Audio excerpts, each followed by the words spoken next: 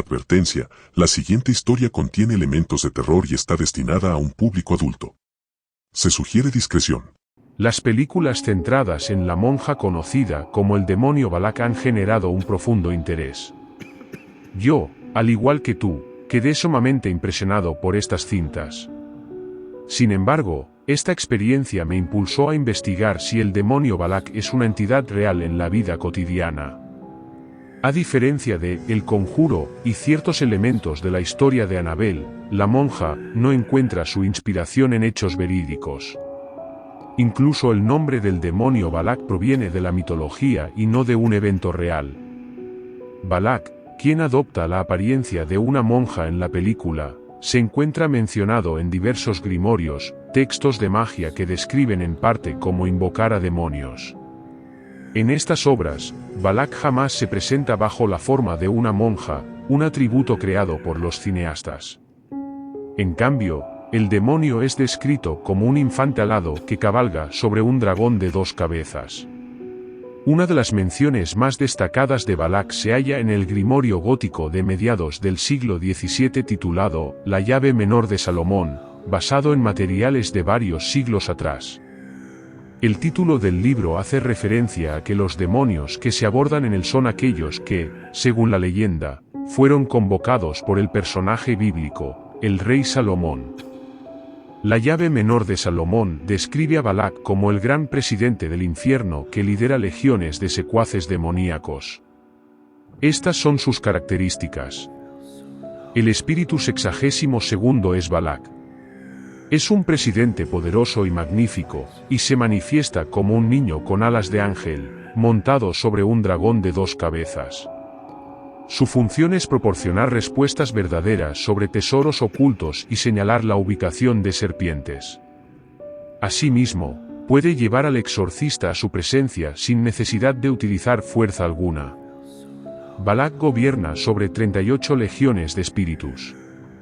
Mientras investigábamos si alguna parte de La monja tenía sus raíces en hechos reales, descubrimos que el demonio de la película tiene escasas similitudes con el Balak genuino de la mitología, a excepción del nombre y el título de Marqués de las Serpientes. El director de El Conjuro 2 explicó que el personaje de la monja en la película, en realidad, se inspiró en una entidad espectral que, según los Warren, la había acechado en su hogar. Con esto en mente, surge la pregunta: ¿existe algún elemento en La monja que tenga sus raíces en hechos reales? La respuesta es negativa. A diferencia de las películas de El Conjuro, La monja no toma inspiración de una historia verídica. Como mencioné previamente, incluso el nombre del demonio Balak proviene de la mitología y no de eventos reales. Sin embargo, existe una historia real relacionada con la posesión demoníaca de monjas que tuvo lugar hace muchos años, y se desarrolló de la siguiente manera. Esto ocurrió en un monasterio en territorio francés, alrededor del año 1632. En esta escalofriante narrativa, como se revelará en breve, la realidad superó con creces la ficción. Sor Juana de los Ángeles, la priora del convento de las Ursulinas, no pudo escapar de las garras del maligno. Este convento, establecido en 1626, albergaba a 17 religiosas cuando se desataron los extraordinarios acontecimientos.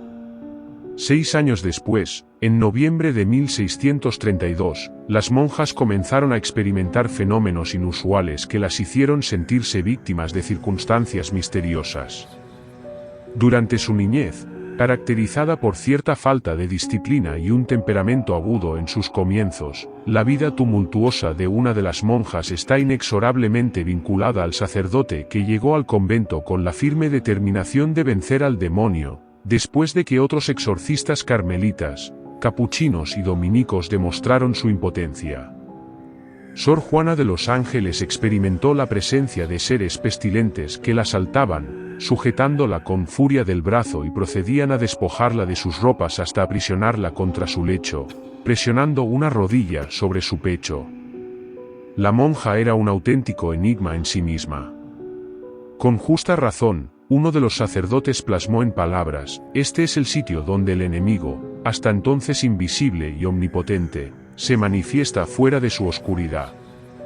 Aquí, en Lauden, se abre la fisura que desvela el infierno. En una noche particular, el sacerdote persiguió a la superiora cuando la vio correr por el pasillo del convento, vestida únicamente con una camisola. Ignorando sus llamados, Sor Juana se deslizó por una ventana del desván y se encaramó al tejado. En numerosas ocasiones, la encontraban en la cima de un árbol en el jardín durante las noches. Tampoco resultaba infrecuente observarla destrozar su hábito y masticar fragmentos de tela, o presenciar cómo ingería trozos de cristal rotos de una ventana. A medida que avanzaba el tiempo, otras religiosas del convento también manifestaban indicios de posesión demoníaca, llevando su pie izquierdo por encima del hombro hasta la rodilla, o elevando ambos pies hasta que sus dedos rozaban la punta de sus narices. No eran atletas ni nada similar, sino monjas, algunas de ellas incluso aquejadas de reumatismo. Sin embargo, se abrían de piernas hasta tal punto que, al estirarlas hacia los lados, quedaban sentadas sin dejar ningún espacio visible entre sus cuerpos y el suelo. ¿Cómo explicar que la Madre Superiora, con apenas 1,3 metros de estatura, lograra extender sus piernas a una distancia de 2,27 metros entre una y otra? El despliegue de fuerza y habilidad excepcionales se complementaba con el sorprendente comportamiento de todas las monjas. ¿De qué otra manera se podía interpretar que fueran capaces de realizar gestos y actitudes indecentes sin que se aceptara la intervención directa del demonio? De esta manera, el padre Surin, nacido en Burdeos en 1600, entró en escena. Pronto se encontró con una pariente del cardenal Richelieu, que se hallaba poseída por 8 demonios y profiriendo blasfemias horrendas.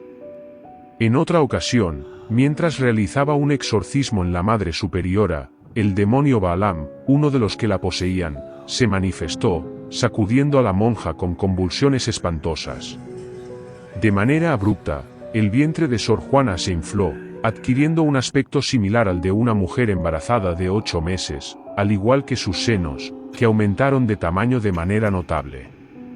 El exorcista aplicó reliquias en cada zona del cuerpo afectada y la monja respondió mostrando su lengua inflamada, negra y rugosa, en un gesto de desafío. Finalmente, el padre Surin intentó liberarla de las ataduras, ordenando sin éxito a Balaam que adorara el Santísimo Sacramento. A pesar de la desesperación, no pudo abandonar su tarea, ya que el poder divino se lo impidió. En cierto momento, las puertas del convento de las Ursulinas se abrieron de par en par. El duque de Orleans, hermano del rey Luis XIII, quedó profundamente conmovido al presenciar durante 2 días consecutivos los exorcismos que se llevaban a cabo en el convento, y más tarde describió sus impactantes impresiones en cartas que atrajeron a príncipes y personas de gran influencia de la época, quienes no querían perderse de ninguna manera semejante espectáculo. Dentro de la capilla del convento, las monjas eran acomodadas en camas y, a través de las primeras indicaciones del sacerdote, entraban en un estado de trance que permitía que los demonios se expresaran a través de ellas. Un testimonio describe cómo Juana inició una serie de movimientos violentos y emitió gritos que se asemejaban a los de un cerdito. Sus dientes crujían. El sacerdote introdujo su índice y pulgar en su boca y pronunció exorcismos y conjuros ante nuestra presencia. En una sesión, el sacerdote logró expulsar al demonio Asmodeo del cuerpo de Juana, pero la Madre Superiora estaba poseída por otros 6, cada uno con su propio nombre: Zabulón, Isacaaron, Leviatán, Balaam, Bihimez. Por lo tanto, las sesiones continuaron. En una ocasión, Juana reveló que el sacerdote Grandi había embrujado a las religiosas al enviarles un ramo de rosas que contenía su pacto con el diablo. Los enemigos de Grandi finalmente lograron lo que buscaban, una acusación de brujería que podría llevarlo directamente a la hoguera. El acta del escribano registró de manera precisa la expulsión de Balaam y Leviatán del cuerpo de Sor Juana de los Ángeles, marcando así la victoria del bien sobre el mal. Años después, la propia víctima de la posesión demoníaca, Sor Juana de los Ángeles, describía el turbulento estado de su espíritu en aquellos días tan intensos en Lauden. No creía posible una posesión sin consentimiento o pacto con el diablo, y en eso estaba equivocada. Yo no formaba parte de los inocentes, porque miles y miles de veces me había entregado al diablo por el pecado. Los demonios se infiltraron gradualmente en mi espíritu y en mis inclinaciones, de tal manera que, debido a las debilidades que encontraron en mí, me confundieron con ellos, fusionándome en una entidad común. Actuaban de acuerdo a mis debilidades y deseos espirituales, haciéndolo con tal sutileza que no me daba cuenta de que el demonio estaba obrando en mi interior. Un famoso poeta francés dijo una vez: la artimaña más efectiva del demonio es convencernos de que no existe.